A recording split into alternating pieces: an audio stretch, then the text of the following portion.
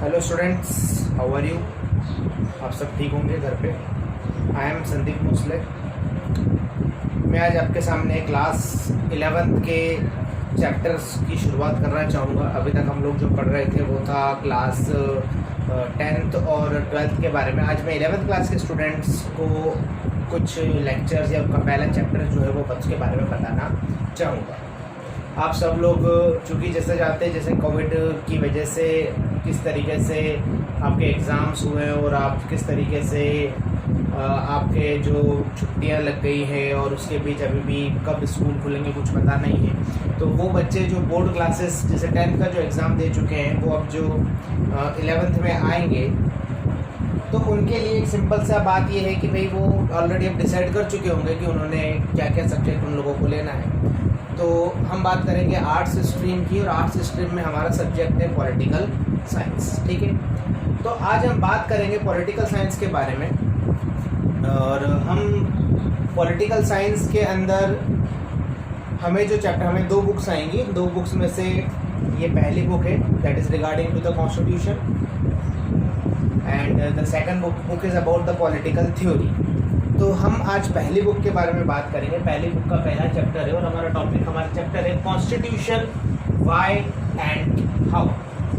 Constitution क्यों ज़रूरी है और कैसे बनाया जाता है, कॉन्स्टिट्यूशन का इम्पोर्टेंस क्या है, कॉन्स्टिट्यूशन हमारे लिए क्यों इम्पोर्टेंट रोल प्ले करता है, ये सारी चीज़ों के बारे में इस चैप्टर में हम लर्न करेंगे। देखिए, पॉलिटिकल साइंस को जानने से पहले आपको ये चीज़ दिमाग में बिठा लेनी चाहिए कि किसी भी जगह की पॉलिटिक्स को जानने से पहले आपको उनका बेसिक स्ट्रक्चर भी जानना बहुत ज़रूरी होता है। और किसी भी देश के बेसिक स्ट्रक्चर जो होता है पॉलिटिक्स का, वो कहीं ना कहीं कॉन्स्टिट्यूशन से ही निकल कर आता है। ठीक है, तो यहाँ पर हम लोग कुछ चीज़ों के बारे में पढ़ेंगे और उन सब चीज़ों से हम कुछ आउटकम्स निकालने की कोशिश करेंगे।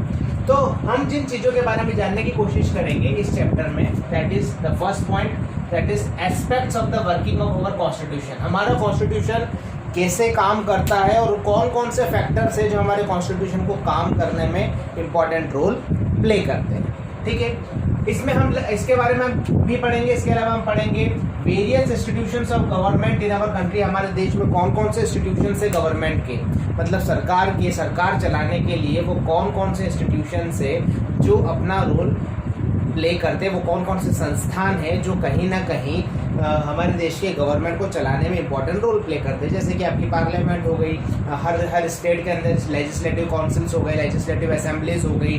ठीक है, जुडिशरी क्या रोल प्ले करती है, एग्जीक्यूटिव क्या रोल प्ले करती है, लेजिस्लेचर के बारे में ऑलरेडी हम बता ही चुका हूँ कि भाई पार्लियामेंट। तो इन सब इंस्टीट्यूशन के बारे में बात करेंगे और साथ में इन इंस्टीट्यूशन के बीच में रिलेशन कैसा है। ये क्या तीनों, ये जितने भी इंस्टीट्यूशंस है, क्या ये एक दूसरे के ऊपर इंटरडिपेंड होते हैं, या ये तीनों इंस्टीट्यूशंस जो होते हैं वो फ्री होते हैं, या ये तीनों इंस्टीट्यूशन के अंदर कोई तीनों चारों जितने भी इंस्टीट्यूशंस है उसके अंदर कोई एक इंस्टीट्यूशन ज़्यादा पावरफुल होता है, दूसरा इंस्टीट्यूशन कम पावरफुल होता है। इन सारी चीज़ों के बारे में हम जानने की कोशिश करेंगे। लेकिन इन सभी चीज़ों के बेसिक में क्या है, इन सभी चीज़ों के बेसिक में है आपका कॉन्स्टिट्यूशन। क्योंकि उस कॉन्स्टिट्यूशन क्या होता है, क्या काम करता है, क्या किस लिए हमारे लिए इम्पोर्टेंट है, उसको जाने बिना हम लोग किसी भी आउटकम पर नहीं आ सकते, हम लोग देश के इंस्टीट्यूशंस के बारे में नहीं समझ सकते। तो इनको हम स्टडी करेंगे इस चैप्टर में। और इस स्टडी के दौरान हम क्या सीखेंगे, हम लोग सीखेंगे कि गवर्नमेंट का पूरा स्ट्रक्चर कैसा है, गवर्नमेंट का स्ट्रक्चर किस तरह की गवर्नमेंट जो है उसका पूरा ऑर्गेनाइजेशन किस तरीके से तैयार हुआ है, गवर्नमेंट कैसे बनती है, गवर्नमेंट के ऑर्गेनाइजेशन में इंस्टीट्यूशंस का क्या रोल होता है, कैसे इन्फॉर्मेशन या कोई ऑर्डर ऊपर से नीचे की तरफ जाता है, कैसे कोई कानून बनाया जाता है, कानून बनाने में कौन कौन से इंस्टीट्यूशन रोल प्ले करते हैं, इन सब चीज़ों के बारे में हम पढ़ेंगे। इसके अलावा हम उन प्रिंसिपल्स के बारे में भी पढ़ेंगे जो हमारे देश के इंस्टीट्यूशन को बांधते हैं, मतलब उनको अपने कार्य करने के लिए मजबूर करते हैं कि वो अपनी मनमानी ना करें, वो किस तरीके से अपने कार्यों को करेंगे। तो हम उन प्रिंसिपल्स का मतलब हम उन सिद्धांतों के बारे में भी पढ़ेंगे जिनके ऊपर हमारे इंस्टीट्यूशंस काम करते हैं। ठीक है, इसके अलावा हम इसमें सीखेंगे कॉन्स्टिट्यूशन का मतलब क्या होता है, कॉन्स्टिट्यूशन के बारे में हम पढ़ेंगे। इसके अंदर कॉन्स्टिट्यूशन का असर सोसाइटी पर कैसे पड़ता है, सोसाइटी के लिए कॉन्स्टिट्यूशन क्यों ज़रूरी होता है, ये इंपॉर्टेंट चीज़ है क्योंकि कॉन्स्टिट्यूशन का बेसिक सोसाइटी ही होता है। किसी भी देश की सोसाइटी को संभालने के लिए ही कॉन्स्टिट्यूशन जो है वो तैयार किया जाता है। तो इसलिए कॉन्स्टिट्यूशन का असर किस पर पड़ता है? सोसाइटी पर पड़ता है। तो उसके बारे में हम बात करेंगे। इसके अलावा हम बात करेंगे कॉन्स्टिट्यूशन जो है वो कैसे पावर को एलोकेट करता है। यही सारी कहानी है पॉलिटिक्स की। जो ये पॉइंट है that is how constitution govern the allocation of power in society, कि सोसाइटी में किसको कितना पावर मिलेगा, कौन क्या काम कर सकता है, किसके पास कितने पावर होंगे, ये सब कॉन्स्टिट्यूशन डिसाइड करता है। ठीक है, तो इसके बारे में हम जानेंगे और साथ में हम ये भी पढ़ेंगे कि हमारे देश का जो कॉन्स्टिट्यूशन है वो कैसे बनकर तैयार हुआ था। तो हम इन पॉइंट्स के बारे में इस चैप्टर के अंदर हम स्टडी करेंगे और हम कोशिश करेंगे कि आप लोगों के लिए जो 11th में अभी आए हैं, जिन्होंने पॉलिटिकल साइंस लिया है या जिन्होंने आर्ट्स लेने के बारे में सोचा है, जो अपने सब्जेक्ट डिसाइड कर रहे हैं, तो इजी लैंग्वेज में हम जानने की कोशिश करेंगे कि कैसे कॉन्स्टिट्यूशन अपना रोल प्ले करता है, कॉन्स्टिट्यूशन का किसी भी देश में क्या इंपॉर्टेंस होता है, इन चीज़ों पे वो हम जानने की कोशिश इसके अंदर करेंगे। ठीक है, तो वो स्टूडेंट जो 11th में आए हैं उनके लिए काफ़ी हेल्पफुल है। जो उन लोगों ने सोचा है कि पॉलिटिकल साइंस लेना चाहते हैं वो उनके लिए ये चैप्टर जो है बहुत इंपॉर्टेंट है। और आपको एक चीज़ दिमाग में बिठा लेनी है कि अगर आप सोचते हैं कि आप 12th बोर्ड के बारे में आगे बढ़ना चाहते हैं, या बहुत सारे बच्चे जो हैं वो उनके दिमाग में आता है कि वो IAS लेवल पर जाना चाहते हैं और उसके लिए वो आर्ट्स ले रहे हैं, तो वो सारे बच्चे जो इस फील्ड में आ रहे हैं उनको ये चीज़ ध्यान में रखना है कि सिर्फ 12th पढ़ने से काम नहीं चलेगा, आपको बेसिक फंडामेंटल चीज़ें 11th में भी पढ़नी पढ़ेंगे। जब तक आप ये बेसिक फंडामेंटल चीज़ें 11th में नहीं पढ़ेंगे तब तक उसके बिना आपका 12th क्लियर नहीं होगा। ठीक है, तो 12th के कॉन्सेप्ट्स को समझने के लिए ये बेसिक समझना बहुत ज़रूरी है। जब तक आप किसी भी चीज़ के कॉन्सेप्चुअल लेवल पर नहीं पहुँचेंगे तब तक आपको 12th लेवल या बड़े लेवल पर आपको समझ में नहीं आएगा। तो ये बेसिक चीज़ है कि कभी भी 12th से पहले 11th बहुत इंपॉर्टेंट होती है और 11th के ऊपर भी आपको इम्पोर्टेंटली ध्यान देना चाहिए। ठीक है, ओके, तो हम हमारा चैप्टर आगे बढ़ाते हैं। ये चीज़ें तो हमने देख ली कि हम इस चैप्टर में क्या क्या पढ़ेंगे और हम क्या क्या सीखेंगे इस चैप्टर में। हम पूरा कॉन्स्टिट्यूशन पर फोकस करेंगे। ठीक है, अब हम बात करते हैं हमारी पहले टॉपिक की, दैट इज कि why do we need a constitution. ठीक है, हमारा पहला टॉपिक क्या है? Why do we need constitution. हमें कॉन्स्टिट्यूशन की ज़रूरत क्यों है? कॉन्स्टिट्यूशन हमारे लिए क्यों इम्पोर्टेंट है? ऐसा क्या है जो कॉन्स्टिट्यूशन करता है और जिसकी वजह से कॉन्स्टिट्यूशन का होना बहुत ज़रूरी हो जाता है? तो ये चीज़ें जानने के लिए आपको कॉन्स्टिट्यूशन क्या है क्या नहीं वो सब जानना बहुत ज़रूरी है। तो हमारा बेसिक पहला टॉपिक शुरू होता है, why do we need constitution. Constitution की ज़रूरत हमें क्यों है? देखिए, डेफिनेशन समझने से पहले हमें कॉन्स्टिट्यूशन की ज़रूरत क्या है, constitution, what does constitution does, constitution क्या करता है, कॉन्स्टिट्यूशन क्यों है, ये जानना बहुत ज़रूरी है। जब हम ये जान लेते हैं कि कॉन्स्टिट्यूशन हमारे लिए क्या करता है तो अचानक हम कॉन्स्टिट्यूशन की इंपॉर्टेंस को समझने लग जाते हैं और कॉन्स्टिट्यूशन क्या है वो भी हम समझने लग जाते हैं। तो हमारे बेसिक में जो सबसे पहली चीज़ है कि कॉन्स्टिट्यूशन क्या है, तो उसको जानने के लिए हमें क्या करना पड़ेगा? हमें सबसे पहले फंक्शंस कुछ याद करने पड़ेंगे। कौन से functions? Functions of constitution. Constitution के फंक्शंस का मतलब कार्य या कर्तव्य, कि एक कॉन्स्टिट्यूशन क्या करता है, ये हमें जानना बहुत ज़रूरी है। ठीक है, तो सबसे पहली चीज, पहला फंक्शन है आपका कॉन्स्टिट्यूशन का, कॉन्स्टिट्यूशन अलाउस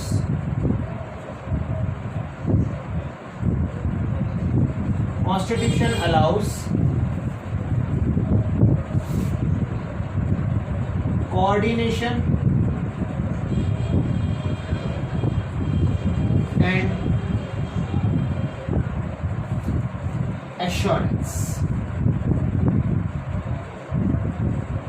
ये हमारा सबसे पहला फंक्शन है कॉन्स्टिट्यूशन का, कि देश में लोगों के बीच में सामंजस्य बिठाना। कोऑर्डिनेट करना, लोगों को एक साथ मिलाना, कोऑर्डिनेट करना, और एश्योरेंस देना। इसको आप कह सकते हो कि भाई लोगों को ये बताना कि वो इस देश में सुरक्षित है, उनको एश्योर करना कि you are at safe place and you are in a safe nation. ठीक है, तो so constitution provides that assurance and coordination to the people of the country. ठीक है, अब इसको समझने के लिए थोड़ा सा हमें बेसिक चीज़ें समझनी पड़ेगी। बेसिक चीज़ें क्या है कि जैसे if we talk about India, ठीक है, we are taking example of India. So in India, we do find diversity. We know very well that India is a country of diversity. क्या है? भारत एक विविधताओं का देश है। विविधता का मतलब बहुत सारे प्रकार के डिफरेंसेस भारत में पाए जाते हैं। ये डिफरेंसेस बहुत सारे बेसिस पर अलग अलग होते हैं। मतलब इन शॉर्ट हम कह सकते हैं कि भारत के अंदर बहुत सारे ग्रुप्स देखने को मिलते हैं। ठीक है, ये ग्रुप्स जो बनते हैं, इन्हीं ग्रुप्स के ये ग्रुप्स जो बनते हैं, ये सारे ग्रुप्स के बीच में बहुत सारे डिफरेंसेस होते हैं। ठीक है, तो ये डिफरेंसेस ही डाइवर्सिटी का नाम हम जिनको देते हैं, और ये ग्रुप्स इस तरीके से बन सकते हैं। ये ग्रुप्स किन चीज़ों पर बनते हैं? ये ग्रुप्स बन सकते हैं on the basis of religion, धर्म के आधार पर हो सकते हैं, लैंग्वेज के आधार पर हो सकते हैं, कल्चर के आधार पर हो सकते हैं। ठीक है, प्रोफेशन के आधार पर हो सकते हैं। ठीक है, प्रोफेशन के आधार पर हो सकते हैं, हॉबीज के आधार पर हो सकते हैं, एबिलिटीज के आधार पर हो सकते हैं, सोशल स्टेटस के बेसिस पर भी हो सकते हैं। ठीक है, तो भारत एक विविधताओं से भरा हुआ देश है जिसमें बहुत सारी भाषाएं बोली जाती है, बहुत सारे जो है आपके धर्म यहाँ पर है, जो 6 बड़े धर्म हैं जिसमें हिंदुइज्म, इस्लाम, सिखिज़्म, जैनिज़्म, क्रिश्चियनिटी, बुद्धिज़्म, ये आपके मेन बड़े बड़े धर्म हैं। ये सारे धर्म भारत में हैं। इन सारे धर्म के अंदर फिर और सब डिवीज़न है, संप्रदाय हैं, जैसे इस्लाम जो है वो सुन्नी, शिया, वहाबी, अहमदीज़, ऐसे बहुत सारों में बटा हुआ है जो है। ठीक है, जैसे आपके जो जैनिज़्म है वो और बटा हुआ है, श्वेतांबर, दिगंबर, इस तरीके से। और सिमिलरली बुद्धिज़्म आपका बटा हुआ है हीनायान, महायान के बीच में। इसी तरीके से हिंदुओं के अंदर भी बहुत सारे वर्ण बना रखे हैं, जिनमें क्षत्रिय अलग है, ब्राह्मण अलग है, फिर उनके अंदर फिर उनके सब कास्ट अलग शुरू हो जाती है। तो बहुत सारी डाइवर्सिटी है देश के अंदर। ठीक है, अलग अलग भाषा बोलने वाले लोग हैं। आप खुद जानते हैं कि कोई हिंदी बोलता है, कोई मराठी बोलता है, कोई सिंधी, पंजाबी, गुजराती, तमिल, तेलुगु, मलयालम, कन्नड़ वगैरह अलग अलग भाषाएं बोली जाती है। तो भाषा के आधार पर ग्रुप बन सकते हैं, धर्म के आधार पर ग्रुप बन सकते हैं, कास्ट के आधार पर भी ग्रुप बन सकते हैं। ठीक है, कास्ट के आधार पर भी ग्रुप बन सकते हैं। कल्चर के आधार पर ऐसा भी हो सकता है कि आप कल्चर तो आपका सेम हो लेकिन आप भाषाएं अलग अलग बोलते हो। कई बार ऐसा होता है कि भाषाएं आपकी सेम हो लेकिन आपके रीति रिवाज अलग अलग हो सकते हैं। तो उन बेसिस पर हम सबको अलग अलग ग्रुप्स में डिवाइड कर सकते हैं। प्रोफेशन के बेसिस पर कोई डॉक्टर है, कोई इंजीनियर है, कोई जो है व्यापारी है, कोई जो है सब्जी बेचता है, कोई जो है टीचर है, कोई जो है वकील है। ठीक है, तो सबके अलग अलग प्रोफेशन, तो प्रोफेशन के बेसिस पर भी हम डिवाइड कर सकते हैं लोगों को। एबिलिटीज़, सबके अलग अलग एबिलिटीज़ है। कोई कंप्यूटर चलाना किसी को अच्छे से आता है, तो किसी को कोई ड्राइविंग का काम अच्छे से कर सकता है, तो कोई दूसरी एबिलिटी, कोई सिंगर अच्छा हो सकता है, कोई बहुत अच्छा डांसर हो सकता है। तो इस बेसिस पर भी आप ग्रुप बन सकते हैं देश के अंदर। सोशल स्टेटस का मतलब रिच या पुअर। एक और हम लिख सकते हैं मिडिल क्लास। तो ये सोशल स्टेटस के बेसिस पर भी हम ग्रुपिज्म कर सकते हैं कंट्री का। इसके अलावा कास्ट के बेसिस पर भी हम ग्रुपिज्म कर सकते हैं कंट्री का। तो इस तरीके से इतनी सारी डाइवर्सिटी होने की वजह से हमारे यहाँ बहुत सारे ग्रुप्स देखने को मिलते हैं। ठीक है, अब क्वेश्चन ये आता है कि जब ये बहुत सारे ग्रुप्स हैं तो इन सब की सोच अलग है, इन सब की आइडियोलॉजी अलग है, ये सारे अलग अलग विचार की धारा के लोग हैं। ठीक है, सबके बीच में जो है वो सेम आइडियोलॉजी हो भी सकती है और नहीं भी हो सकती है, पर ऐसा तो पॉसिबल नहीं कि सबकी सोच एक जैसी, और ऐसा भी पॉसिबल नहीं है कि भाई कुछ लोग जो हैं वो जो सोचते हैं दूसरे लोग वैसा ना सोचें। तो बहुत सारी ऐसी चीज़ें हैं देश के अंदर। तो इस तरीके से क्या बन जाते हैं, ग्रुप बन जाते हैं, ठीक है। और इन सारे ग्रुप्स का लोग के बीच में जो है डिफरेंसेस होना लाजमी है। That is a natural phenomenon that differences will take place between this kinds of various groups. तो इतने सारे लोगों के बीच में जब अलग अलग लाइफ के एस्पेक्ट्स को लेकर डिफरेंसेस होंगे, ठीक है, तो ये डिफरेंसेस सोच में, डिज़ायर्स में और लाइफ को लेकर, रीति रिवाजों को लेकर, हर चीज़ के बेसिस पर हो सकते हैं। जैसे एग्जांपल के लिए प्रॉपर्टी के बेसिस पर भी डिफरेंसेस हो सकते हैं कि कोई सोचते हैं कि भाई सबको प्राइवेट प्रॉपर्टी का अधिकार होना चाहिए, कुछ कहते हैं कि नहीं, पर्टिकुलर को प्राइवेट प्रॉपर्टी का अधिकार होना चाहिए, सबको प्राइवेट प्रॉपर्टी का अधिकार नहीं होना चाहिए, ठीक है। कुछ लोग कहेंगे कि भाई कंपलसरी एजुकेशन की हम बात कर लें तो कुछ लोग ऐसा कहेंगे कि भाई कंपलसरी एजुकेशन तो सबके लिए ही होनी चाहिए, गवर्नमेंट को तो कानून ही लगा देना चाहिए कि हर बच्चा है वो स्कूल जाएगा ही जाएगा। कुछ लोग कहेंगे नहीं, ये डिसीजन उनके पेरेंट्स को लेना चाहिए। तो ये डिफरेंसेस आ गए, ठीक है। इसके अलावा ये भी हो सकती है बात की भाई how much this group spend on their safety and security, should this group be allowed to discriminate against some of its members? Discrimination allowed होना चाहिए, नहीं होना चाहिए, वैसे नहीं होना चाहिए, लेकिन हम जानते हैं हर अलग अलग प्रकार के लोग होते हैं और कभी मेजॉरिटी जो है माइनॉरिटी को, हमने बहुत सारे एग्जांपल भी देखे कि भाई मेजॉरिटी कई जगहों पर माइनॉरिटी को ऑप्रेस करती भी है। ऐसा कई जगहों पर देखने को मिलता है क्योंकि उनके विचार अलग होते हैं, उनके रीति रिवाज अलग अलग होते हैं, तो वो मेजॉरिटी कभी माइनॉरिटी को ऑप्रेस कर लेती है, ठीक है। इसके अलावा every question should how much this group spend on their, कि भाई अपनी सिक्योरिटी सेफ्टी के लिए एक ग्रुप को क्या करना चाहिए। तो ये बहुत सारे क्वेश्चंस है जो कि डिपेंड करते हैं, ठीक है। और ये सारे जितने भी लोग हैं they all are dependent on each other in various ways and need cooperation of each other. अब देखिए, हम लोगों की भले ही सोच अलग अलग हो, जैसे मैंने आपको बताया सबका थिंकिंग अलग अलग हो सकती है, किसी एक पॉइंट को लेकर सबकी आइडियोलॉजी अलग अलग हो सकती है, सबका अलग अलग मानना है, सबकी अलग अलग डिज़ायर्स है, सबका लाइफ को देखने का तरीका क्या होता है, अलग अलग होता है। तो कॉन्फ्लिक्ट्स आर लाइकली, जब इतने डिफरेंसेस होंगे तो कॉन्फ्लिक्ट्स भी होंगे, दैट दोज आर लाइकली, ठीक है, क्योंकि डिफरेंसेस हैं, क्योंकि सब एक जैसे तो सोच नहीं सकते, तो there are like conflicts are likely to be happen there, disputes are likely to be happening there. तो ये डिस्प्यूट्स भी होंगी, कॉन्फ्लिक्ट्स भी होंगी। तो इन सब चीज़ों के बीच में आपको इतने सारे ग्रुप्स के बीच में एक कॉपरेशन तैयार करना है। क्या तैयार करना है आपको?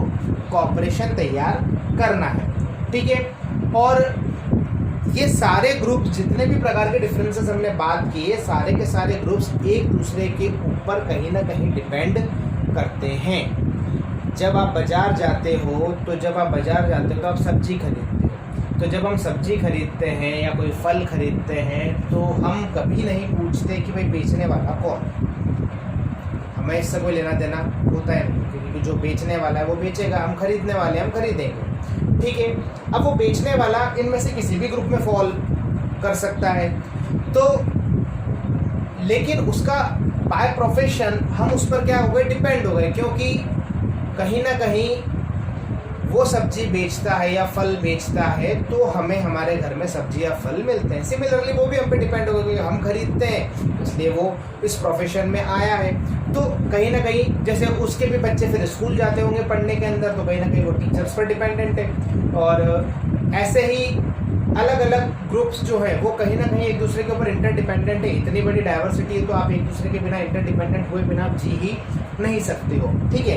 तो जब ये सारे के सारे इंटरडिपेंडेंट हैं एक दूसरे के ऊपर और एक दूसरे की इनको कोऑपरेशन की इनको ज़रूरत है, तो कहीं ना कहीं हमारे दिमाग में क्वेश्चन ये आता है कि जब इतने डिफरेंसेस हैं और इनके बीच में कोऑपरेशन की ज़रूरत है तो ये कोऑपरेशन आता कैसे, ये कोऑर्डिनेशन आता कैसे।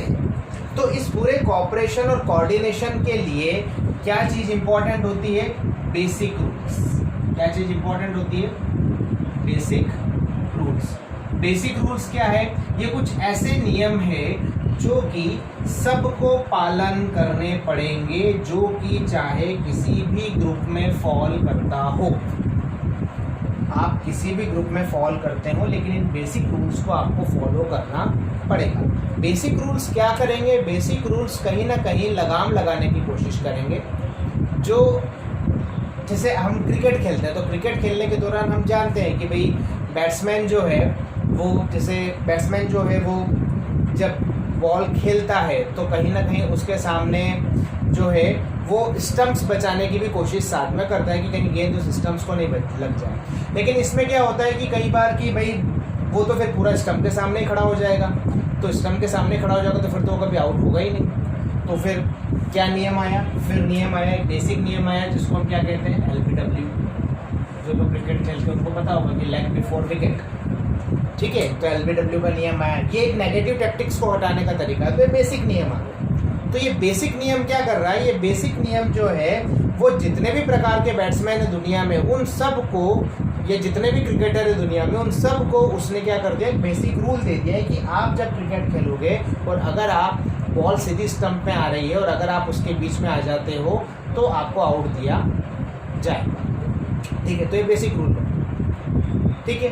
तो सिमिलरली जब सोसाइटी के अंदर इतने सारे लोग रह रहे हैं तो इन सब लोगों को क्या चीज़ की ज़रूरत है, बेसिक जो है रूल की ज़रूरत है। और ये बेसिक रूल क्या करता है, ये बेसिक रूल आपका मिनिमल कोऑर्डिनेशन लेकर आता है। क्या लेकर आता है, मिनिमल कोऑर्डिनेशन। मिनिमल कोऑर्डिनेशन का मतलब हो गया कि सामंजस्य, कम से कम सामंजस्य, एटलीस्ट इतना सामंजस्य तो लेकर ही आता है कि सब लोग एक साथ पीसफुली रह सके, ठीक है। तो ये बेसिक रूल जो है आपके लिए इतने सारे लोगों को एक साथ लाने का कोशिश करता है, ठीक है। और ये बेसिक रूल सिर्फ लाने से काम नहीं चलेगा, साथ में इन बेसिक रूल्स को क्या करना पड़ेगा, इन बेसिक रूल्स को आपको एनफोर्स भी कराना पड़ेगा। तो सिर्फ कानून बनाने से काम नहीं चलेगा, सिर्फ कानून बनाना काफ़ी नहीं होता, कानून को एनफोर्स कराना भी काफ़ी होगा। क्योंकि अगर आप कानून बनाकर छोड़ दोगे और उसको एनफोर्स नहीं कराओगे, लागू नहीं कराओगे, ठीक है ना, तो फिर क्या होगा कि ये सारे लोग जितने भी है ना, ये अपने हिसाब से चीज़ों को करना शुरू कर देंगे और उनके बीच में कानून का डर खत्म हो जाएगा। तो कानून बनाना, बेसिक रूल्स बनाना और उनको एनफोर्स कराना, ये काम कौन करता है, ये काम करता है कॉन्स्टिट्यूशन, ठीक है, ठीक है। ये काम कौन करता है, कॉन्स्टिट्यूशन। कॉन्स्टिट्यूशन जो है वो एनफोर्स भी कराता है। और यही एनफोर्शन, ये जो कॉन्स्टिट्यूशन है, सबके मन में बात आ गई है कि कानून जो बना हुआ है देश में, कॉन्स्टिट्यूशन में जो कानून बने हुए हैं वो कानून क्या करेंगे, इन सब लोगों को ऊपर लगाम लगाएंगे। लगाम लगाने का मतलब यहाँ पर ये है कि ये सारे के सारे लोग उन कानूनों को फॉलो करेंगे, लीगली एनफोर्स कराएंगे।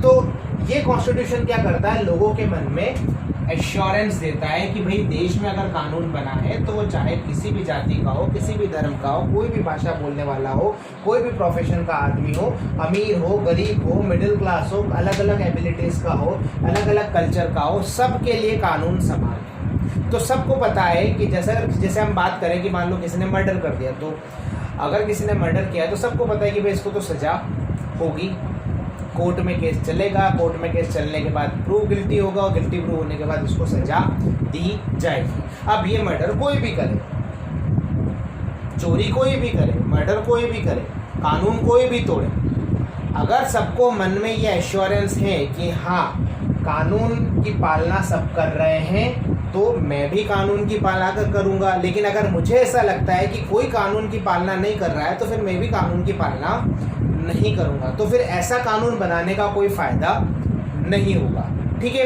तो आपको ये समझना पड़ेगा कि कॉन्स्टिट्यूशन क्या करता है। कॉन्स्टिट्यूशन कानून बनाकर सबके बीच में कोऑर्डिनेशन लाने की कोशिश करता है और लोगों को एश्योरेंस देता है कि चाहे वो किसी भी कैटेगरी में फॉल करते हो, they will get the justice. क्या करता है ये assurance, they will get the justice, ठीक है। आपको ये पॉइंट समझ में आया होगा, ठीक है। और अगर ये एश्योरेंस उसको नहीं होगा कि भाई सबके लिए कानून बराबर है, तो फिर वो खुद भी कानून को फॉलो नहीं करेगा। तो कॉन्स्टिट्यूशन क्या लेकर आया आपके लिए, अलग अलग ग्रुप्स के बीच में कोऑर्डिनेशन लेकर आया और उनके मन में विश्वास लेकर आया। एश्योरेंस क्या मतलब हुआ इसका, विश्वास। लोगों के मन में विश्वास पैदा किया कॉन्स्टिट्यूशन ने कि हम भले किसी भी ग्रुप में फॉल करते हो, हमारे साथ इनजस्टिस नहीं होगा, ठीक है। तो ये जो है कॉन्स्टिट्यूशन आपके लिए काम करता है, ठीक है।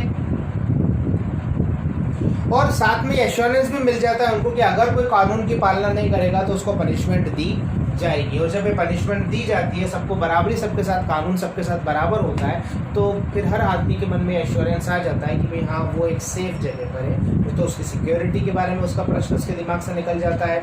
उसे पता लग जाता है कि मेरे कल्चर की यहाँ वैल्यू है, मेरी लैंग्वेज की यहाँ वैल्यू है, ठीक है, मेरे लिए सब लोग बराबर चीज़ें कर रहे हैं। तो इसलिए ठीक है, तो वो एश्योरेंस हो जाता है और इस तरीके से कोऑर्डिनेशन एस्टैब्लिश हो जाता है। तो इस तरीके से आपका जो है वो पहला बेसिक रूल तैयार हो जाता है, ठीक है।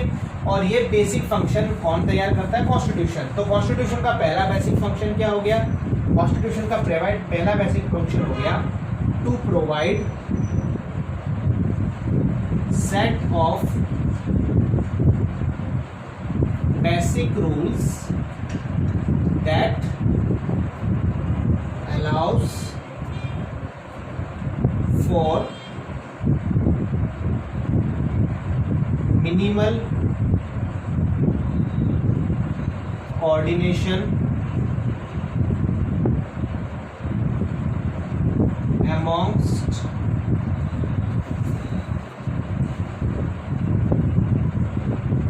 member of सोसाइटी, ठीक है। ये हो गया आपका पहला बेसिक फंक्शन। क्या हुआ पहला basic function? Set of rules provide करेगा कॉन्स्टिट्यूशन सोसाइटी के लिए, जिससे कि सोसाइटी में एक बेहतर क्या डेवलप होगा? सामंजस्य डेवलप होगा सोसाइटी के लोगों के बीच में। और साथ में क्या डेवलप होगा? And assurance. साथ में क्या डेवलप होगा? एश्योरेंस, विश्वास डेवलप होगा। So this is the first function. तो किसी भी सोसाइटी के अंदर या किसी भी देश के अंदर कॉन्स्टिट्यूशन क्यों जरूरी है? क्योंकि कॉन्स्टिट्यूशन जो है वो कोऑर्डिनेशन पैदा करता है लोगों के बीच में, मेंबर ऑफ सोसाइटी के बीच में, और उनको उनमें विश्वास पैदा करता है। तो ये हमारा हो गया पहला फंक्शन। और ये फंक्शन हमें ये बताता है कि कॉन्स्टिट्यूशन क्यों इम्पोर्टेंट है, ठीक है। तो यहाँ पर अगर आपसे पूछा जाए why constitution is important, constitution is important because it allows coordination and assurance between member of the society या मेंबर ऑफ द नेशन। ये इसका पहला फंक्शन हो गया, या पहला इंपॉर्टेंस हो गया, ठीक है। आई होप आप सबको समझ में आया होगा। Now we will move to second function of the constitution, ठीक है। Second function of the constitution. Second function क्या है?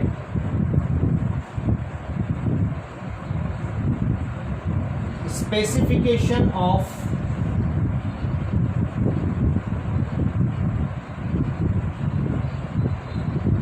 Decision making power. हिंदी में अगर आपको इजी शब्दों में लिखूं तो निर्णय लेने की शक्ति। क्या बोलेंगे? निर्णय लेने की शक्ति। अब निर्णय लेने की शक्ति का मतलब क्या हुआ और इसका कॉन्स्टिट्यूशन से क्या लेना देना है उसके बारे में समझेंगे। तो देखो, एक सिंपल सी बात समझो। एक देश है, इस देश का नाम है ए, एक ए नाम का देश है, और इस ए नाम के देश में 1 लाख लोग रहते हैं। हम मान के चलते हैं कितने लोग रहते हैं? 1 लाख लोग रहते हैं। अब क्वेश्चन है इसकी, ये ए देश गवर्न कैसे होगा? ये ए देश गवर्न कैसे होगा? ठीक है, ये हमारा सिंपल सा प्रश्न है। एक देश है जिसमें 1 लाख लोग रहते हैं, इस देश को गवर्न कैसे किया जाए? 1 लाख, 10 लाख, 1 करोड़, 2 करोड़, 50 करोड़, 100 करोड़, जितने भी लोग रहते हैं, उस देश को गवर्न कैसे किया जाएगा? और गवर्न, तो यहाँ गवर्न कैसे किया जाएगा और साथ में कौन गवर्न करेगा? 2 क्वेश्चन आते हैं। How a nation will be govern, और दूसरा हु विल गवर्न। पहला प्रश्न तो ये कि देश को गवर्न कौन करेगा, देश गवर्न कैसे होगा और कौन गवर्न करेगा। ठीक है, अब देश को गवर्न करने के लिए हमें क्या चाहिए, कुछ फंडामेंटल प्रिंसिपल्स चाहिए। ठीक है, तो क्या समझ में आया, समझ में आया, to govern a nation we need सम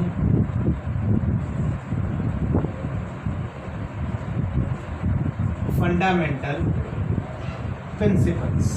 क्या चाहिए हमें, कुछ मूलभूत सिद्धांत चाहिए जिससे कि देश गवर्न हो पाएगा। अब अगेन फिर एक नया क्वेश्चन निकल कर आता है कि ये फंडामेंटल प्रिंसिपल्स जो है, हु विल इनेक्ट, ये फंडामेंटल प्रिंसिपल्स को इनेक्ट कौन करेगा। तो ऐसे कई सारे क्वेश्चंस निकल कर आते हैं कि देश कौन चलाएगा, देश चलाने के लिए कानून कौन बनाएगा, कानून बनाने की निर्णय शक्ति किसके पास होगी, who will have the power to make a decision, who will govern the nation, how he will govern the nation. तो ऐसे बहुत सारे क्वेश्चंस हमारे सामने निकल कर आ जाते हैं और इन सब क्वेश्चन का आंसर हमें कहाँ से मिलता है, एक सिंगल वर्ड से, जो कि वर्ड कौन सा है हमारा, कॉन्स्टिट्यूशन। ठीक है, क्या क्या वर्ड निकलता है, कॉन्स्टिट्यूशन। कॉन्स्टिट्यूशन के बारे में हमें अगर कुछ लिखना है तो हम क्या लिख सकते हैं, कॉन्स्टिट्यूशन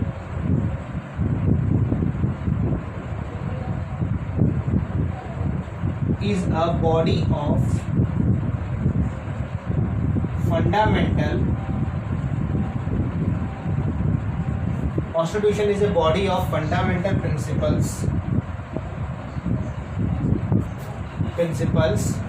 according to which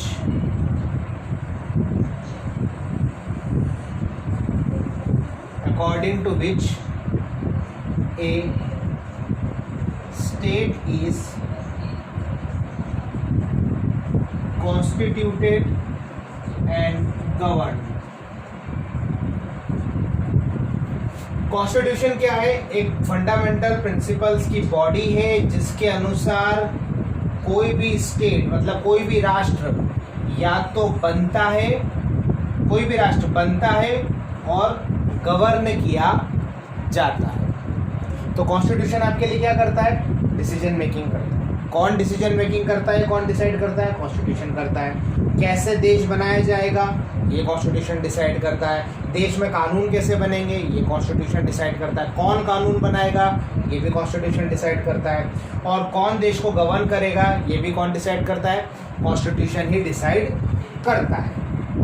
ठीक है, तो पर यहाँ पर प्रश्न निकल कर आता है कि भाई कौन डिसाइड करेगा कि गवर्नमेंट कैसे बनेगी, ये कौन डिसाइड करेगा।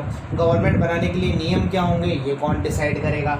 ठीक है, तो हर एक देश में ये सारे कौन होगा, कैसे होगा, कौन करेगा, इन सब चीज़ों का आंसर अलग अलग होता है। लेकिन इन सब का आंसर कहाँ मिलता है, कॉन्स्टिट्यूशन में मिलता है। कहाँ मिलता है, कॉन्स्टिट्यूशन में ही मिलता है। तो कॉन्स्टिट्यूशन ही एक ऐसी बॉडी है जो फंडामेंटल प्रिंसिपल्स देती है, जिससे कि किसी भी स्टेट को कॉन्स्टिट्यूट भी किया जाता है, मतलब बनाया भी जाता है और साथ में गवर्न भी किया जाता है। तो देश में कौन गवर्न करेगा, अब देखो सिंपल सी बात है, हमारे देश में बहुत सारे प्रकार के लोग रहते हैं। जैसे मैंने आपको बताया, हर एक का दिमाग अलग अलग है, हर एक की सोच अलग अलग है। कोई कहेगा ये नियम अच्छा है, कोई कहेगा कि ये नियम अच्छा है, कोई कहेगा कि नहीं तीसरा नियम अच्छा है। अब क्वेश्चन ये है कि हमने कह दिया कि चलो एक का नियम अच्छा है, लेकिन क्वेश्चन ये है कि वो नियम लागू कैसे होगा। और फिर दूसरा कोई क्वेश्चन पुट अप करेगा कि भाई ये कौन होता है ये नियम लागू करवाने वाला, इसका नियम ही क्यों माना गया। तो ऐसे बहुत सारी प्रॉब्लम्स क्रिएट हो जाएगी डिसीजन मेकिंग। तो इन सारे क्वेश्चंस का आंसर हमें कौन देगा, कॉन्स्टिट्यूशन देगा। कॉन्स्टिट्यूशन क्या करेगा, बेसिक पावर को एलोकेट करेगा। कॉन्स्टिट्यूशन ये डिसाइड करेगा कि कौन कानून बना सकता है। कौन डिसाइड करेगा, ये कॉन्स्टिट्यूशन डिसाइड करेगा कि कौन कानून बना सकता है। See, so constitution specifies the basic allocation of power, it decides who gets to decide what the laws will be. ठीक है, तो कॉन्स्टिट्यूशन हमारे लिए क्या कर रहा है, दो काम कर रहा है. ठीक है, वो दो काम क्या है, पहला काम क्या है, it specifies the basic allocation of power. सबसे पहले तो कॉन्स्टिट्यूशन शक्तियों का एलोकेशन कर देता है, सब में शक्तियां बांट देता है, कौन कौन क्या क्या काम कर सकता है. और दूसरी चीज कॉन्स्टिट्यूशन ही ये चीज डिसाइड करता है कि who gets to decide what the laws will be. कानून कैसे होंगे, क्या होंगे, कौन कानून बनाएगा, ये सारा आंसर कहाँ से मिलता है, कॉन्स्टिट्यूशन से ही मिलता है. अब हर कॉन्स्टिट्यूशन के अंदर कौन कानून बनाएगा, ये हर constitution country by country differ करता है. अगर आप किसी मोनार्कियल मतलब किसी मोनार्की में अगर आप हो, कहीं मोनार्ची बोलते हैं, कहीं मोनार्की बोलते हैं, ठीक है, जिसको हम राजशाही बोलते हैं हिंदी में, जहाँ राजा का शासन होता है, तो अगर आप किसी मोनार्की में हो तो मोनार्की में कौन डिसाइड करेगा कि भाई कानून कैसे बनाए जाएंगे, कौन से कानून कॉन्स्टिट्यूशन में लिखा जाएंगे. तो मोनार्कियल कॉन्स्टिट्यूशन में कानून बनाने का अधिकार किसके पास होता है, मोनार्क के पास होता है, मतलब राजा के पास होता है. सिमिलरली जब हम किसी पुराने प्रकार के देश देखें, जैसे हम सोवियत यूनियन की बात करें जो 1992 से पहले था, सोवियत यूनियन की बात करें, तो वहाँ पर ये कौन डिसाइड करेगा कि भाई देश की भाई कानून कौन बनाएगा, तो वहाँ एक सिंगल पार्टी, ठीक है, सोशलिस्ट मॉडल वाली जो कंट्रीज है जिसमें चाइना भी आ गया, सोवियत यूनियन भी आ गया, रशिया जो करंट वाला है वो आ गया, तो वहाँ क्या होता है, वहाँ सारा पावर एक सिंगल पार्टी के हाथ में, तो वो डिसाइड करती है कि कानून कैसे बनाया जाएगा. लेकिन जो डेमोक्रेसीज होती है वहाँ पर पीपल डिसाइड करते हैं. कौन डिसाइड करते हैं, पीपल डिसाइड करते हैं डेमोक्रेसी के अंदर कि कानून कौन बनाएगा, पीपल बनाएगा. अब पीपल कैसे बनाएंगे कानून, ये प्रश्न निकल कर आता है. तो दो तरीके हो सकते हैं. एक तरीका तो वो है जो ग्रीस में इस्तेमाल किया जाता था कि भाई कानून बनाना है, ये बनाना है, तो पब्लिक से वोट करवा दिया जाता था कि भाई ये कानून आपको पसंद है या नहीं पसंद है. अगर पब्लिक ने फेवर में मैक्सिमम वोट कर दिए तो वो कानून अप्लाई हो जाएगा, और पब्लिक ने अगर अगेंस्ट में अगर मैक्सिमम वोट कर दिए तो वो कानून नहीं अप्लाई होगा.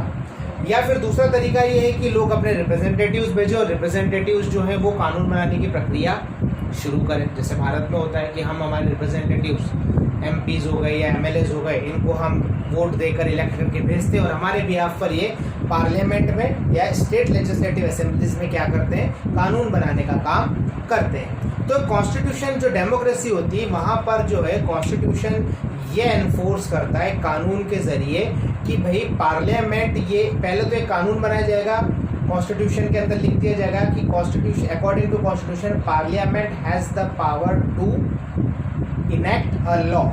किसके हाथ में पावर है, पार्लियामेंट के हाथ में पावर है. पहले तो कॉन्स्टिट्यूशन में ये लिखा जाएगा कि भाई कौन कानून बनाएगा, पार्लियामेंट बनाएगी. फिर पार्लियामेंट कैसे कानून बनाएगी ये भी कॉन्स्टिट्यूशन में ही लिखा जाएगा. ठीक है, तो बेसिक चीज आपको यहाँ पर समझनी है कि that if in a what you have to say that in a democracy you have to bestow का मतलब ये हुआ कि आपको ये अथॉरिटी देनी पड़ेगी पार्लियामेंट को एक कानून के जरिए. मतलब कॉन्स्टिट्यूशन में सबसे पहले कानून लिखा जाएगा और उस कानून के जरिए पार्लियामेंट को ये अथॉरिटी दी जाएगी कि भाई आप कॉन्स्टिट्यूशन बना सकते हो. ठीक है, और साथ में ये भी उसमें लिखा जाएगा कि पार्लियामेंट के अंदर कौन जो है वो कानून बना सकता है, ये पावर कैसे डिसाइड होगा, ये सब कुछ भी ऑलरेडी कॉन्स्टिट्यूशन में लिखा हुआ रहता है. ठीक है, तो कॉन्स्टिट्यूशन जो है आपका वो ये डिसाइड करता है कि पावर कैसे डिस्ट्रीब्यूट होगा, और कॉन्स्टिट्यूशन ही आपका ये डिसाइड करता है कि गवर्नमेंट कैसे बनाई जाएगी. ठीक है, तो हमारा जो नेक्स्ट हमारा फंक्शन हो गया वो क्या हो गया, हमारा फंक्शन कि constitution specify who has the power to make decision in a society. तो हमारा नेक्स्ट फंक्शन क्या हो गया, सेकंड फंक्शन. हमारा सेकंड फंक्शन हो गया कॉन्स्टिट्यूशन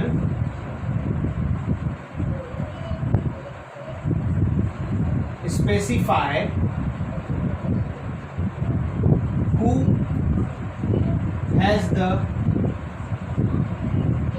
power to make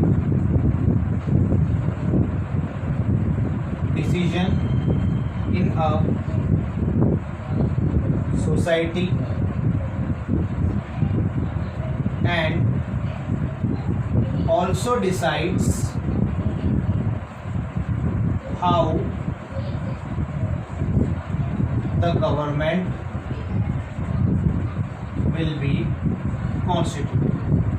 ठीक है, तो हमारा दूसरा फंक्शन क्या हो गया?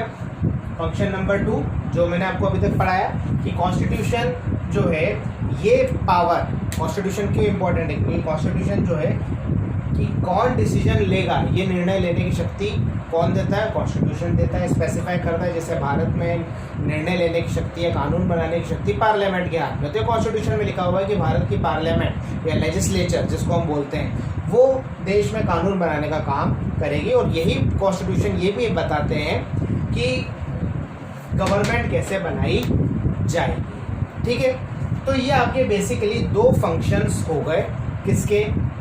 कॉन्स्टिट्यूशन के। पहला फंक्शन हमने पढ़ लिया है कि कॉन्स्टिट्यूशन जो है वो कोऑर्डिनेशन और एश्योरेंस देता है, इसलिए कॉन्स्टिट्यूशन ज़रूरी है। दूसरा फंक्शन कॉन्स्टिट्यूशन का क्या है कि ये डिसीजन मेकिंग करने का पावर देता है, क्योंकि इसके बिना अगर कॉन्स्टिट्यूशन नहीं हो मान लो और डिसीजन, फिर तो ये क्वेश्चन पुटअप हो जाएगा कि डिसीजन कौन लेगा, किसका माना जाएगा, कौन कानून बनाएगा, ये तो बहुत बड़ी खिचड़ी बन जाएगी और इसका कोई आंसर नहीं मिलेगा। तो ये सारी चीज़ों को एक साथ, इसका आंसर क्या है कि कॉन्स्टिट्यूशन आप बना लो। ये कॉन्स्टिट्यूशन पूरे भारत के देश में, भारत के सारे लोग मानेंगे। जब वो पूरे देश के लोग कॉन्स्टिट्यूशन मानेंगे तो ऑब्वियसली कॉन्स्टिट्यूशन पार्लियामेंट को जो पावर देगा वो पार्लियामेंट भी मानेगी और गवर्नमेंट कैसे बनेगी ये भी सारा रास्ता हमको कॉन्स्टिट्यूशन दिखाएगा। तो दूसरा फंक्शन आपका कॉन्स्टिट्यूशन का क्या हो गया कि कॉन्स्टिट्यूशन जो है वो डिसीजन मेकिंग पावर किसके हाथ में होगा ये डिसाइड करता है, साथ में ये भी डिसाइड करता है कि गवर्नमेंट कैसे बनाई जाएगी। तो ये हमने कितने पढ़ लिए? 2 फंक्शंस हमने पढ़ लिए। ठीक है, आई होप आपको यहाँ तक समझ में आया होगा ये 2 फंक्शंस के बारे में। ठीक है, आपको बेसिकली याद रखना है ये क्वेश्चंस। वैसे तो इसमें 5 फंक्शंस हैं, हम आज 2 ही पढ़ेंगे। ठीक है, आपको ये थोड़ा सा समझ में आ गया आएगा। ठीक है, कल के वीडियो में मैं आपके लिए एक और 3rd फंक्शन तो 4th फंक्शन और साथ में इसका थोड़ा सा रिविजन भी लेकर आऊँगा, तो आपको बहुत जल्दी समझ में आ जाएगा। ठीक है, तो ये हमारा कॉन्स्टिट्यूशन है और ये हमारा पहला चैप्टर है जिसके अंदर आप होप आपको समझ में आया होगा कि कॉन्स्टिट्यूशन क्या होता है, कॉन्स्टिट्यूशन हमारे लिए क्यों इम्पोर्टेंट है और कॉन्स्टिट्यूशन इम्पोर्टेंट होने के पीछे फंक्शंस क्या क्या हैं। ठीक है, आई होप आपको समझ में आया होगा। Thank you so much. अब हम आपके कल मैं आपके लिए वीडियो में बाकी के 3 फंक्शंस भी पूरे कंप्लीट करूँगा। ठीक है, okay, thank you so much.